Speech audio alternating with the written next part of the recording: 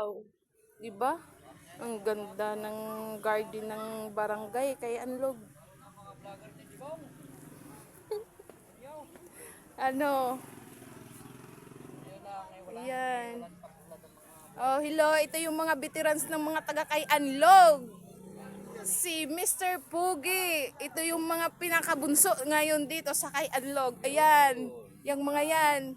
Ang sisipag mamitas ng gulay. Pangbinhi daw. Oh, ayan na. Oh, pangtanim.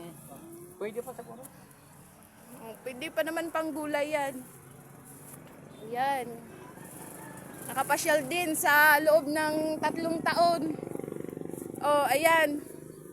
Wow, nililinisan na ni Madam Liuna ang kanilang garden. Ayan, mayroon silang sibuyas. Ayan. Psst.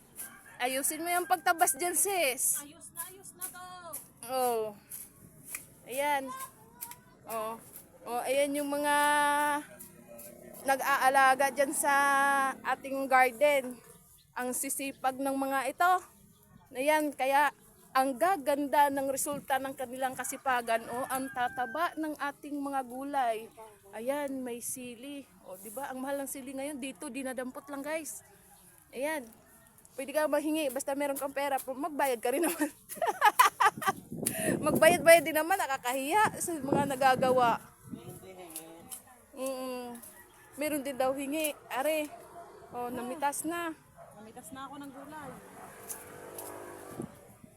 Ako yung nakikigulo dito sa farm nila. Buti sa rin matulong ako sa paggagamas din eh.